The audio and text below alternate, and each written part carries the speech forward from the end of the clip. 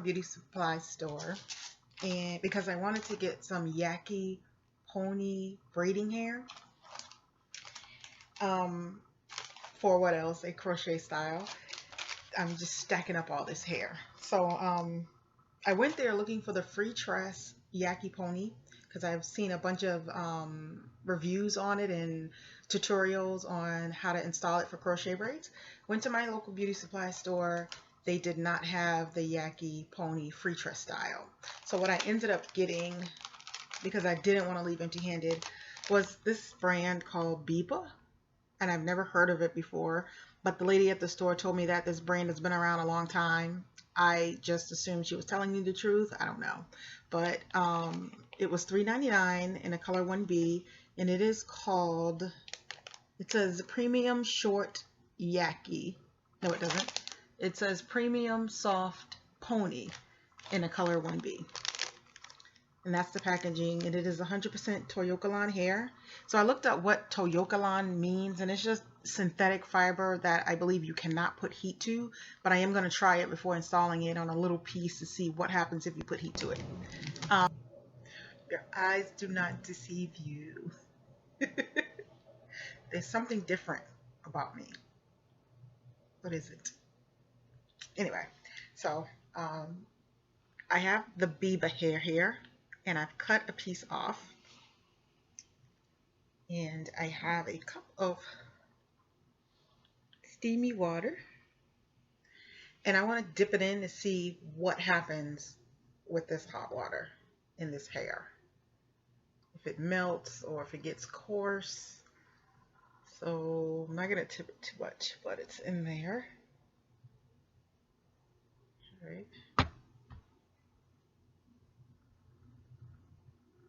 I want to see if it loses its curl, if it gets coarse, or if it's just fine.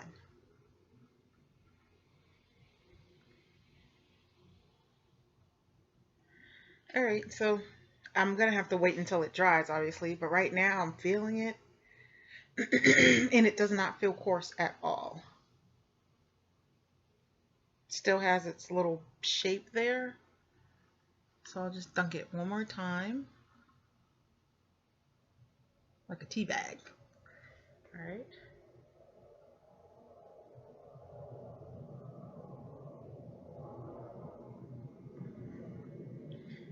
And it still feels smooth.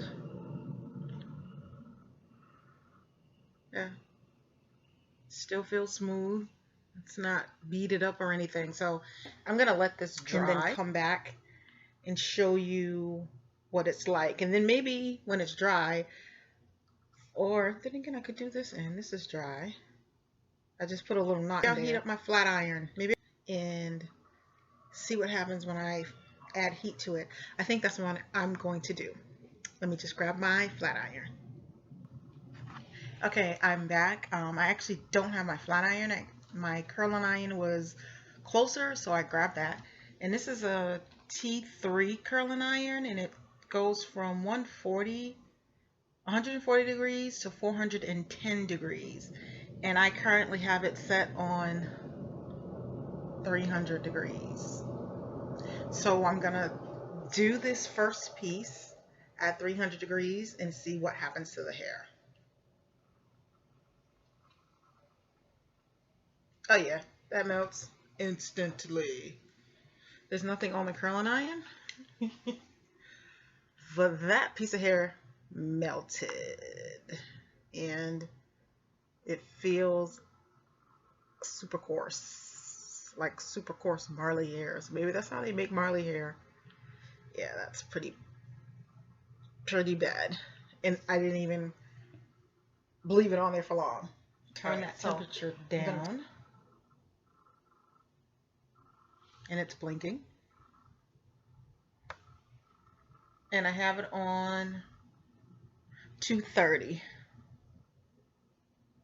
So because that heat instantly burned this hair and the hot water didn't do anything to this, I'm thinking you can probably dip it in hot water and get away with it. And this water, I pulled it right out of the tea kettle. Doesn't smell burnt. Thinking. Yeah, that's how you test your curling iron. You stick your fingers on it to see what happens. All right, so this is at 230 degrees.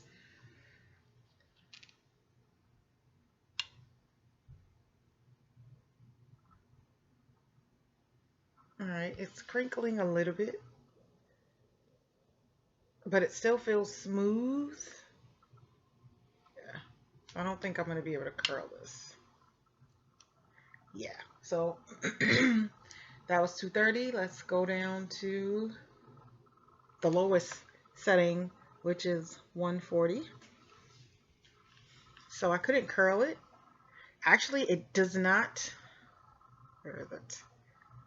So compared, this is the one I did at 230, 140, and it's stopped blinking.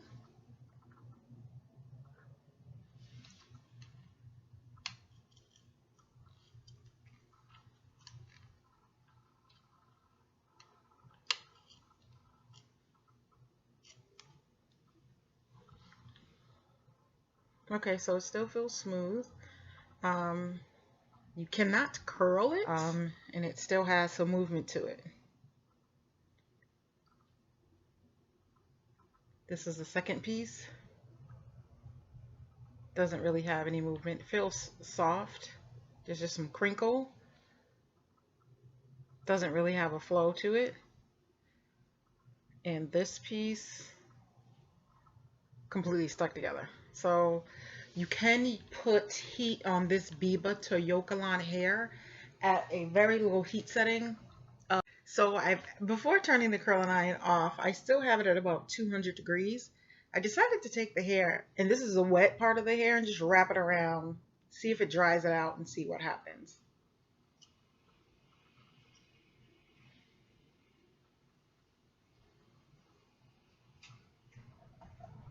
All right, majority of it does feel dry, except for this tip down here. And I would say that is curled more. So there's a tip piece there. So let's just let it sit on there for, so I've let the curl sit on the barrel for about 25 seconds, and I'm gonna release it. See, and it curled. All right, so you can put a little bit of heat to that. Look at that. Of course, I'm sure that curl probably would not stay. So, all right, so this is about 220 degrees.